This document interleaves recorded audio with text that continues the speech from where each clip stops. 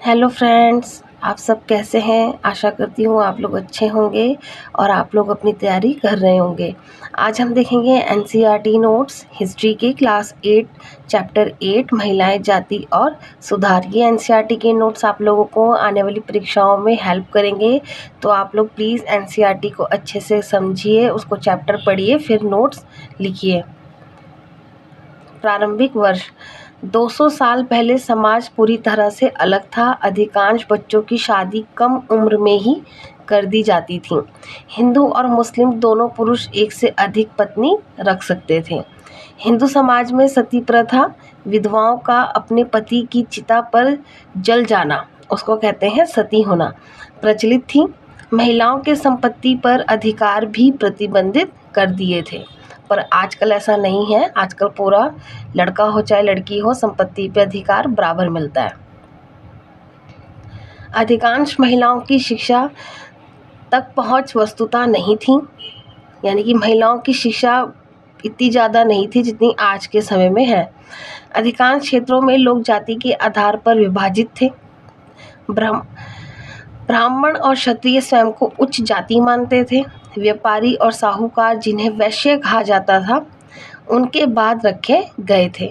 किसान और बुनकर तथा कुम्हार जैसे कारीगर, जिन्हें शूद्र कहा जाता था, वे सबसे नीचे पायदान पर थे। मतलब जातियां इस तरह से बटी हुई थीं। 19वीं और 20वीं शताब्दियों में इनमें से कई मानदंड और धारणाएं धीरे धीरे बदल गईं।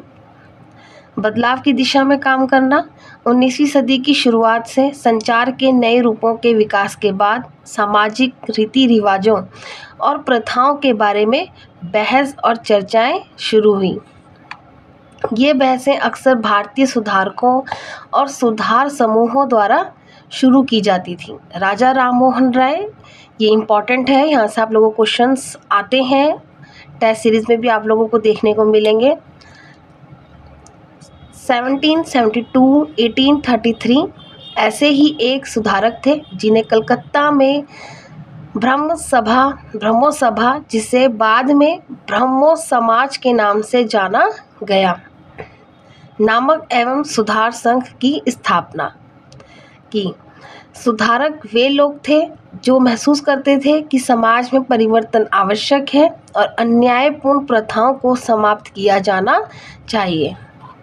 राजा राममोहन राय, आप लोगों को ये बहुत इम्पॉर्टेंट है क्योंकि यहाँ से क्वेश्चंस टेस्ट सीरीज में भी आते हैं और पीवाईक्यू में भी आप लोगों को देखने में मिलेंगे। वे देश में पश्चिमी शिक्षा का ज्ञान फैलाने और महिलाओं के लिए अधिक स्वतंत्रता और समानता लाने में रुचि रखते थे। उन्होंने लिखा कि कैसे महिलाओं को घरेलू काम का बोझ उठाने के लिए मजबूर किया जाता था, उन्हें घर और रसोई तक ही सीमित रखा जाता था और उन्हें बाहर जाकर शिक्षित होने की अनुमति नहीं थी। विधवाओं के जीवन में बदलाव। हालांकि आप इस पॉइंट को अगर देखेंगे तो आज के समय में ऐसा नहीं है, लेकिन कहीं कहीं पे अभी भी इस तरह का है जो सामने नहीं आते हैं। विधवाओं के जीवन में बदलाव। राममोहन राय विधवाओं के जीवन में आने वाली समस्याओं से विशेष रूप से प्रभावित थे, इसलिए उन्होंने सती प्रथा के खिलाफ अभियान शुरू किया। 19वीं सदी की शुरुआत में कई ब्रिटिश अधिकारियों ने भी भारतीय परंपराओं और रीति रिवाजों की आलोचना करना शुरू कर दिया था, इसलिए वे राममोहन की बात सुनने के लिए तैयार थे, जिन्हें एक विद्वान व्यक्ति माना जाता था। इन्होंने सती प्रथा का विरोध किया, यह आप नोटिस करेंगे यहाँ पर। 1829 में सती प्रथा पर प्रतिबंध लगा दिया गया था। एक अन्य सुधारक ईश्वर चंद्र विद्यासागर ने प्राचीन ग्रंथों का उपयोग यह सुझाव देने के लिए किया कि विधवाएं पुनर्विवाह कर सकती हैं। यह आप इम्पॉर्टेंट है, इस पॉइंट को आप नोट करके अच्छे से लिखेंगे। 1829 में सती प्रथा पर प्रतिबंध लगा दिया गया, और ये ईश्वर चंद्र वाली लाइन भी आप अच्छे से इसको बोल्ड करके लिखेंगे। मद्रास प्रेसिडेंसी के तेलुगु भाषी क्षेत्रों में वीरासिलिंगम पंतुलु ने विधवा पुनर्विवाह के लिए एक संघ बनाया उत्तर में स्वामी दयानंद सरस्वती, जिन्हें आर्य समाज नामक सुधार संघ की स्थापना की, ने भी विधवा का पुनर्विवाह करने का समर्थन किया। लड़कियां स्कूल जाने लगी। कई सुधारकों को लगा कि महिलाओं की स्थिति सुधारने के लिए लड़कियों की शिक्षा आवश्यक है। ये इम्पॉर्टेंट है, यहाँ पर ये पैराग्राफ आप लोगों को अच्छे से देखना है। कलकत्ता में विद्यासागर और बॉम्बे में कई अन्य सुधारकों ने लड़कियों के लिए स्कूल स्थापित किए। लोगों को डर था कि स्कूल लड़कियों को घर से दूर ले जाएंगे और उन्हें अपने घरेलू कामकाज करने से रोकेंगे। इसके अलावा लड़कियों को स्कूल पहुंचने के लिए सार्वजनिक स्थानों से होकर यात्रा करनी पड़ती थी, जिसका उन पर भ्रष्ट प्रभाव पड़ता था। 19वीं सदी के दौरान अधिकांश शिक्षित महिलाओं को उदार पिता या पतियों द्वारा घर पर ही पढ़ाया जाता था। ये आप नोट करेंगे इसको, ये बहुत इम्पॉर्टेंट है कि उस समय किस तरीके से महिलाओं को शिक्षा प्रोवाइड कराई जाती थी, ये आप लोग अच्छे से देखेंगे। उत्तर भारत में कुलीन मुस्लिम परिवारों में महिलाओं ने अरबी में कुरान पढ़ना सीखा। उन्हें घर पर पढ़ाने आने वाली महिलाओं द्वारा पढ़ाया जाता था, यानी कि उनको घर पर आकर ही महिलाएं पढ़ाती थीं। मुमताज़ अली जैसे कुछ सुधारकों ने महिलाओं की शिक्षा के लिए तर्क देने के लिए कुरान की आयतों की पुनर्व्याख्या की। महिलाओं के बारे में लिखती हैं। 20वीं सदी की शुरुआत में भोपाल की बेगमों जैसी मुस्लिम महिलाओं ने अलीगढ़ में लड़कियों के लिए एक प्राथमिक विद्यालय की स्थापना की। यहाँ पे आप नोट देखेंगे कि अलीगढ़ में लड़कियों के लिए प्राथमिक विद्यालय की स्थापना की मुस्लिम महिलाओं ने। बेगम रुकैया सखावत हुसैन ने पटना और कलकत्ता में मुस्लिम लड़कियों के लिए स्कूल शुरू किए। 1880 के दशक तक भारतीय महिलाओं ने विश्वविद्यालयों में प्रवेश लेना शुरू कर दिया और डॉक्टर बनने के लिए प्रशिक्षण लिया। कुछ शिक्षिकाएं भी बनी, कुछ डॉक्टर बनने के लिए उन्होंने प्रशिक्षण लिया और कुछ शिक्षिकाएं भी बनी। ताराबाई शिंदे जो पूना में घर पर ही शिक्षित थीं, उन्होंने स्त्री पुरुष तुलना यानी कि महिलाओं और पुरुषों के बीच तुलना नामक पुस्तक प्रकाशित की, जिसमें उन्होंने पुरुषों और महिलाओं के बीच सामाजिक अंतर की आलोचना की। पंडिता रामाबाई संस्कृत की एक महान विद्वान ने उच्च जाति की हिंदू महिलाओं के दयनीय जीवन के बारे में एक किताब लिखी। उन्होंने विधवाओं को आश्रय प्रदान करने के लिए पूना में एक विधवा आश्रम की भी स्थापना की। ये इम्पॉर्टेंट है, आप लोग इसको अच्छे से नोट करेंगे।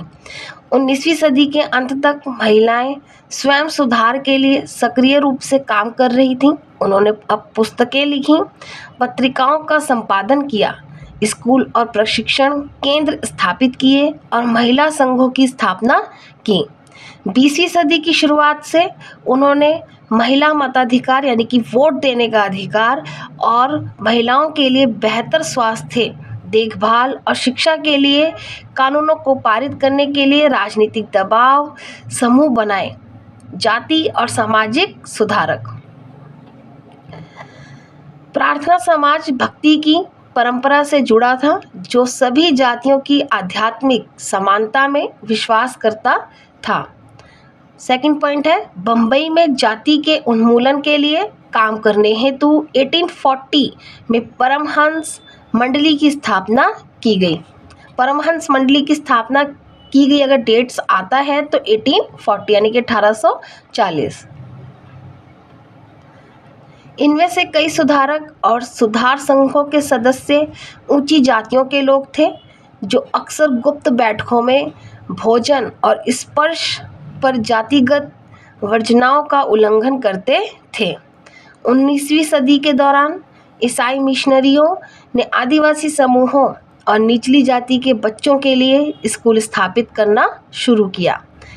शहरों के विस्तार ने श्रम की नई मांग पैदा की। गांव और छोटे शहरों से गरीब लोग, जिनमें से कई निचली जातियों के थे, शहरों की ओर जाने लगे जहां श्रम की नई मांग थी। कुछ लोग असम, मॉरिशस, त्रिनिदाद और इंडोनेशिया में बागानों में काम करने भी गए। निम्न जातियों के लोगों ने इसे उच्च जाति के जमींदारों द्वारा अपने जीवन पर लगाए गए दमनकारी नियंत्रण और रोजमर्रा के अपमान से दूर होने के अवसर के रूप में देखा। समानता और न्याय की मांग।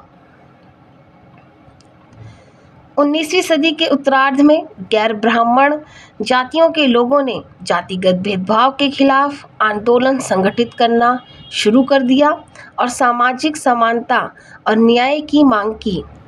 मध्य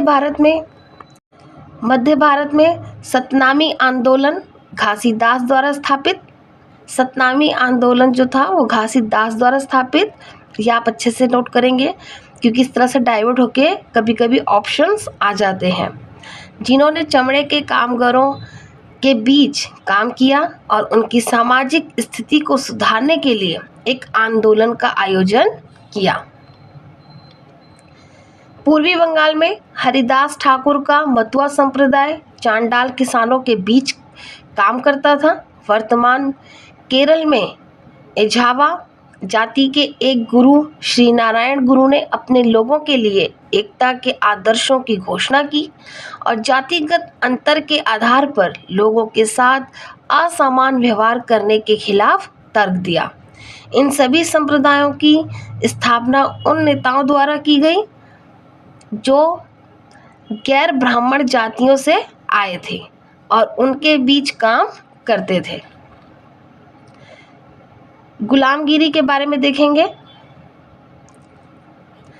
गुलामगिरी, ज्योतिराव फुले का जन्म 1827 यानी कि 1827 में हुआ था और उन्होंने ईसाई मिशनरियों द्वारा स्थापित स्कूलों में पढ़ाई की थी। उन्होंने ब्राह्मणों के इस दावे पर हमला करना शुरू किया कि वे दूसरों से श्रेष्ठ हैं क्योंकि वे आर्य थे। फुले ने तर्क दिया कि आर्य विदेशी थे जो उपमहाद्वीप के बाहर से आए थे। फुले ने सत्यशोधक समाज की स्थापना की। ये इंपॉर्टेंट है लाइन क्योंकि इस तरह से डाइवर्ट करके आता है। सत्यशोधक के बारे में पूछा जाए तो फुले का नाम आएगा। की स्थापना की जो जाति समानता का प्रचार करता था। 1873 में फुले ने गुलामगिरी नामक एक पुस्तक लिखी। अगर गुलामगिरी नामक पुस्तक के बारे में पूछा जाए तो वो फुले जी से संबंधित है, जिसका अर्थ गुलामी है। और उन्होंने अपनी पुस्तक उन सभी अमेरिकियों को समर्पित की जिन्होंने गुलामों को मुक्त करने के लिए लड़ाई लड़ी थी। इस प्रकार उन्होंने भारत में निचली जातियों की स्थिति और अमेरिका में काले गुलामों के बीच एक संबंध स्थापित किया। मंदिरों में प्रवेश कौन कर सकता था? अंबेडकर जी का जन्म एक महार परिवार में हुआ था। अब बचपन से ही उन्हें भेदभाव का सामना करना पड़ा था। 1919 में भारत लौटने पर उन्होंने समकालीन समाज में उच्च जाति की शक्ति के बारे में विस्तार से लिखा। 1927 में अंबेडकर ने एक मंदिर प्रवेश आंदोलन शुरू किया जिसमें उनके महार जाति के अनुयायियों ने भाग लिया। गैर ब्राह्मण आंदोलन के बारे में देखेंगे। 20वीं सदी की शुरुआत में गैर ब्राह्मण आंदोलन गैर ब्राह्मण जातियों द्वारा शुरू किया गया था जिन्होंने शिक्षा, धन और प्रभाव तक पहुंच हासिल कर ली थी। उन्होंने तर्क दिया कि ब्राह्मण उत्तर से आए आर्य आक्रमणकारियों के उत्तराधिकारी थे जिन्होंने क्षेत्र के मूल निवासियों स्वदेशी द्रविड़ जातियों से दक्षिणी भूमि पर विजय प्राप्त की थी।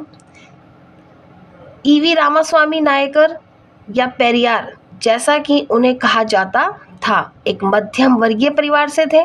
उन्होंने आत्मसम्मान आंदोलन की स्थापना की और उनका मानना था कि अछूतों को सामाजिक समानता प्राप्त करने के लिए खुद को सभी धर्मों से मुक्त करना होगा। पेरियार हिंदू धर्म ग्रंथों खासकर प्राचीन विधि वेदता, मनु की संहिताओं, भगवत गीता और रामायण के मुखर आलोचक थे, क्योंकि इन ग्रंथों का इस्तेमाल निचली जातियों पर ब्राह्मणों के अधिकार और महिलाओं पर पुरुषों के वर्चस्व को स्थापित करने के लिए किया गया था। इन दावों को रूढ़िवादी हिंदू समाज ने चुनौती दी, जिन्होंने उत्तर में सनातन धर्म सभा और भारत धर्म महामंडल और बंगाल में ब्राह्मण सभा जैसे संगठनों की स्थापना शुरू की।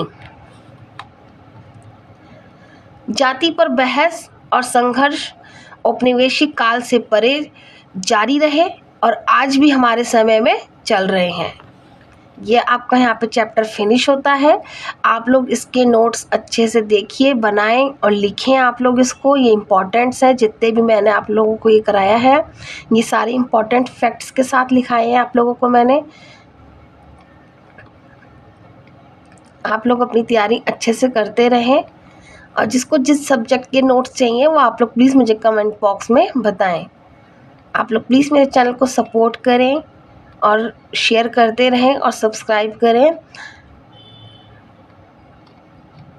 आप लोग इस नोट्स सारे लिख लीजिएगा अच्छे से, और जिनको कंप्लीट नोट्स पीडीएफ चाहिए कंप्लीट पूरा, जिनको तैयारी जल्दी ही स्टार्ट करना है वो आप मुझे बता सकते हैं। मेरे को टेलीग्राम चैनल पे आप लोग मेरे को मैसेज कर सकते हैं। राधे राधे।